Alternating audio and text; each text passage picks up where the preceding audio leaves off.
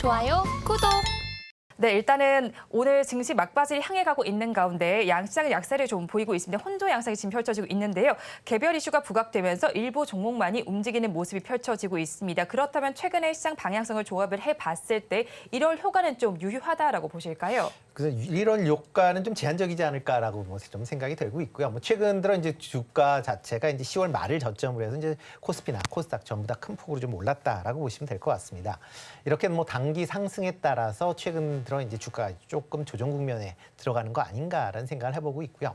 특히 이제 연말에 접어들면서 뭐 이렇게 이제 주도 섹터들이 뭐 상승을 조금 주춤하면서 개별적인 테마별로 움직임이 좀 강한 그런 모습을 좀 보였다라고 보시면 될 것 같습니다.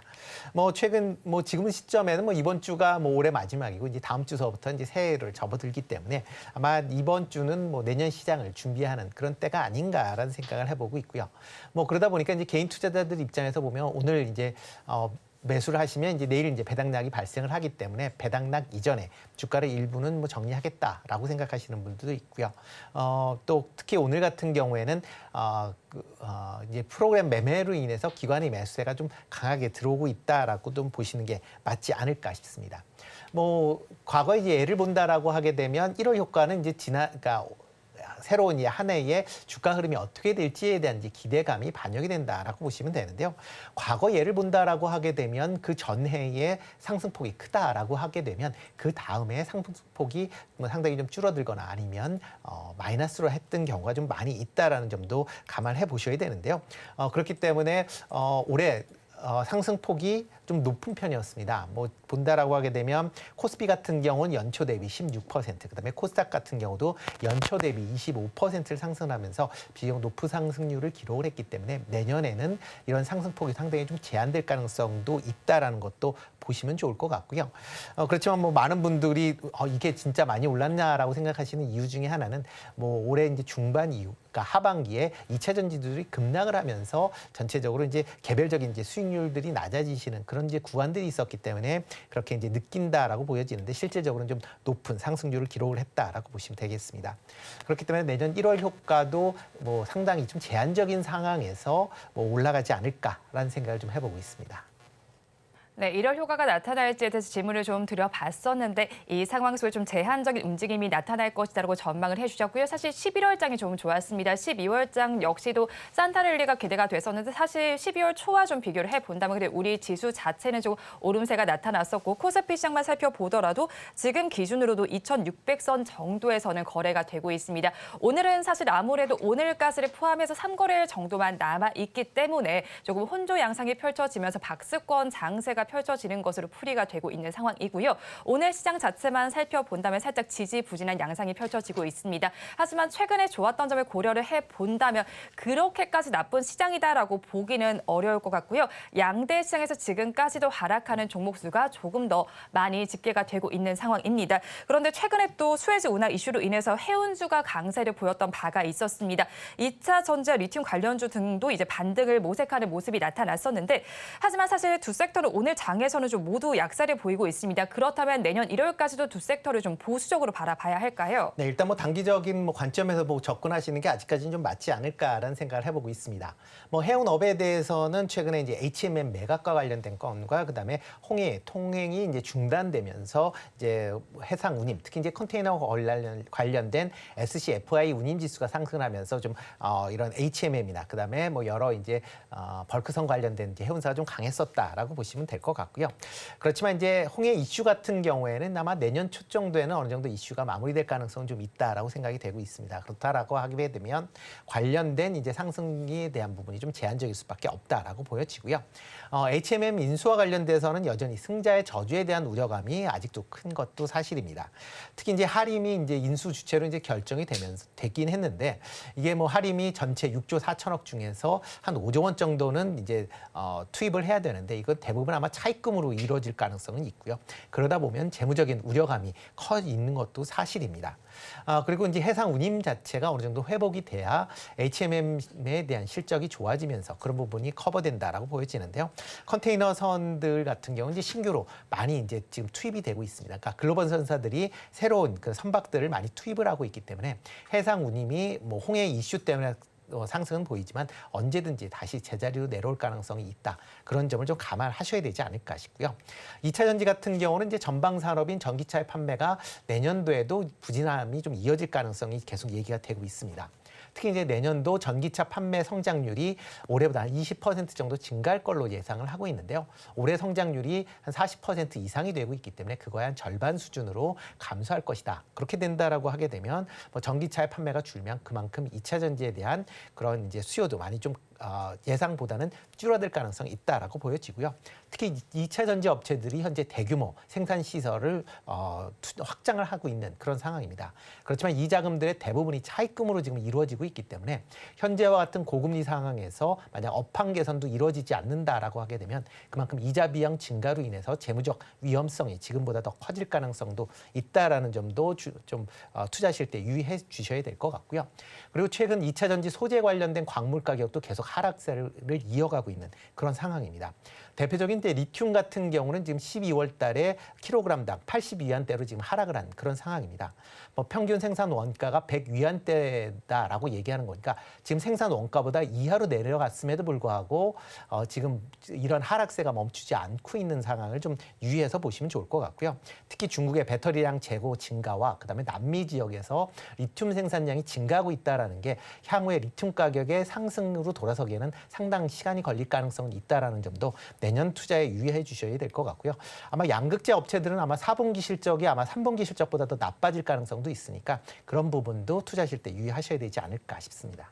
네, 해운과 2차 전지 관련해서는 단기적인 관점 접근해 보자라고 말씀을 해주셨는데 그렇다면 단기 관점으로 좀 1월 장에서 공략해 볼 만한 섹터들 또 어떤 것들이 있을까요? 그나마 이제 내년서부터 이제 대비를 해야 되는 거니까요. 뭐 내년에 실적이 개선되거나 호조세가 이어지거나 아니면 실적에 대한 턴어라운드가 기대되는 업종 중심으로 좀 관심을 가지셔야 되지 않을까 싶고요. 뭐 일월적으로 본다라고 하게 되면 뭐 반도체나 자동차, 그다음에 바이오 제약 관련된 업종에 좀 더 관심을 가지시는 게 어떨까라는 생각을 해보고 있습니다. 뭐 반도체 업종은 뭐 많은 이제 뭐 지금 뭐 증권사나 그다음에 투자자들이 뭐 예상을 했듯이 내년에 실적 턴어라운드가 지금 기대되고 있는 그런 상황입니다. 최근에 이제 반도체 가격이 9월을 저점으로 점진적인 상승세를 좀 보이고 있다라고 보시면 될 것 같고요. 특히 뭐 지금 올해 이제 감산 효과가 본격적으로 지금 나타나고 있다라고 보시면 되겠습니다. 뭐 삼성전자 같은 경우는 지난 이제 4분기에 낸드 가격을 올렸는데요. 아마 내년 1분기, 2분기에도 각각 20% 정도 낸드 가격을 올릴 것이다라고 지금 예고를 하고 있는 그런 상황입니다. 그렇다라고 하게 되면 내년에 이런 이제 반도체 가격 상승으로 인해서 관련된 실적이 개선될 가능성은 충분히 있다라고 보여지고요. 특히 최근 들어 뭐 AI와 관련된 그런 이제 투자가 증가를 하면서 뭐 HBM3나 DDR5와 같은 그런 이제 고부가가치성 D램에 대한 수요가 내년에도 증가를 하면서 실적 개선의 동력으로 작용할 가능성은 충분히 있다라고 보여집니다. 뭐 자동차 같은 경우에도 올해 뭐 사상 최대의 실적을 기록을 하는데요. 내년에도 역시 실적 측면에서 보면 상당히 증가세가 이어질 가능성은 충분히 있다라고 보여지고요. 지금 뭐 내년도의 글로벌 차량 판매량은 올해보다 2% 이상 증가할 걸로 예상이 되고 있고요. 특히 전기차의 판매 성장률은 좀 둔화된다라고 하지만 하이브리드 차량 중심으로 판매가 확대될 걸로 예상이 되고 있습니다. 특히 이제 국내에 있는 현대차나 기아 같은 경우에는 하이브리드 관련된 그 기술력으로는 뭐 도요타와 거의 수준을 같이 하고 있는 만큼 강점을 갖고 있다라는 측면에서 관련된 판매량이 내년에도 계속 꾸준한 증가세가 유지될 가능성은 있다라고 보여지고요. 특히 현대차 같은 경우는 내년 상반기에 미국 조지아 전기차 공장이 완공이 될 예정입니다. 그렇다라고 하게 되면 그동안 이제 전기차 보조금에 따른 디스카운트 관련된 이슈가 해소된다는 측면에서 조금 관심 있게 보시면 어떨까 싶습니다. 제약바이오 같은 경우는 최근 이제 신물질에 대한 이제 수출 기대감이 아마 반영이 될 가능성은 충분히 있다라고 보여지고요. 특히 내년 1월에 모건 헬스케어 컨퍼런스가 이제 개최가 됩니다. 뭐 여기에서 여러 이제 관련된 뭐 신약 물질이나 그다음에 임상이 그동안 진행됐었던 그런 신약에 대해서 아마 그 기술 수출에 관련된 부분이 논의될 것이다라는 기대감이 큰 것도 사실이고요. 뭐 오늘 같은 경우도 레고젠 바이오 같은 경우는 지금 미국 얀센의 ADC 이제 치료 물질에 대한 기술 수출 계약을 체결을 했습니다. 아마 다른 이제 제약 바이오 관련된 기업들도 이렇게 이제 신약 물질에 대한 수출 기대감 부분을 좀 더 부각할 가능성은 있다라고 보여지고요. 이 컨퍼런스에 참여하는 그런 기업 중심으로 계속 좀 관심 있게 좀 주목해 보시면 어떨까 싶습니다. 네, 반도체와 자동차 그리고 바이오를 한번 중점적으로 살펴보시면 좋겠고 이제 내년은 또 정치해가 아닐까 싶습니다. 우리나라에서는 총선이 열리게 되고 미국에서는 대선이 열리게 됩니다. 정치적인 변동성이 예상이 되는 해인데 그렇다면 개인 투자자분들께서는 어떤 점에 유의하면 좋을까요? 네, 뭐 정치 변동이 있다라고 하게 되면 그만큼 이제 불확실성이 좀 커진다라고 보시면 될 것 같습니다. 과연 이제 선거에서 어디가 이기느냐에 따라서 정책이 많이 달라질 수 있으니까 그런 점은 좀 주목해서 보셔야 되지 않을까 싶습니다. 특히 이제 미국 대선 같은 경우에는 지금 미국 대선은 미국뿐만 아니라 글로벌 경제 전체적으로 영향을 미친다라고 보여지고요. 특히 우리나라 증시에도 큰 영향을 미치니까 뭐 시장에서 많은 관심을 가질 수밖에 없다라고 보여집니다. 특히 공화당과 민주당이 뭐 여러 가지 이제 정책에서 좀 차이점을 보이는데 특히 에너지 관련된 정책의 차이점이 좀 크다라고 보시면 될 것 같고요. 특히 공화당 같은 경우는 이제 화석 연료 중심의 그런 이제 산업이 상대적으로 수혜를 입을 가능성이 좀 높다라고 보여지고요. 만약 민주당 정부가 계속 이어진다라고 하게 되면 친환경 에너지 관련된 산업이 수혜를 볼 것이다라는 기대감이 있다라고 보여집니다. 최근에 이제 공화당 뭐 관련돼서 트럼프 대통령이 전 대통령이 바이든 대통령과 가상 대결에서 지금 우위를 점유하고 있는 그런 상황이기 때문에 공화당에 대해서 집권 가능성에 대한 부분이 시장에서 좀 부각되고 있는 그런 상황이고요. 그런 점에 좀 주목해서 보시면 어떨까 싶습니다. 다만 이제 최근에 공화당 후보가 과거에 이제 트럼프가 거의 뭐 확정적이다라는 분위기에서 최근에 이제 헨리 전 사우스캐롤라이나 주지사의 선전이 상당히 이제 부각이 되고 있는 그런 상황입니다. 그렇기 때문에 공화당 내에 누가 최종적으로 공화당 후보로 결정되느냐에 따라서도 약간 이런 이제 산업군에 따라 변동폭이 약간 달라질 수 있으니까 그런 점도 같이 주목해서 보셔야 되지 않을까 싶습니다. 네, 정치 구도 변화에 한번 주목을 해볼 필요가 있어 보입니다. 아무래도 여기서 가장 큰 변수가 될 부분은 트럼프의 당선 부분일 것 같습니다. 만약에 트럼프가 재선에 성공을 하게 된다면 그래도 우리나라에 큰 영향을 미칠 것 같은데 그 안에서 좀 수혜를 볼 만한 업종들이 있을까요? 뭐 트럼프가 이제 공화당 이제 후보가 돼서 대통령으로 다시 이제 재선임 된다라고 하게 되면 뭐 상대적으로 이제 친환경 관련된 기업들이 좀 뭐 피해를 입을 가능성이 좀 높다라고 보여집니다. 특히 이제 트럼프 같은 경우에는 이제 탄소 배출에 따른 이제 기후 변화가 없다라는 그런 주의이기 때문에 특히 IRA 법안에 대해서 상당히 부정적입니다. 특히 전기차는 사기극이다라는 뭐 그런 표현을 쓸 만큼 전기차에 대한 보조금 지급에 대해서는 상당히 부정적으로 생각을 하고 있기 때문에 IRA 법안을 크게 손볼 가능성은 있다라고 생각이 되고 있고요.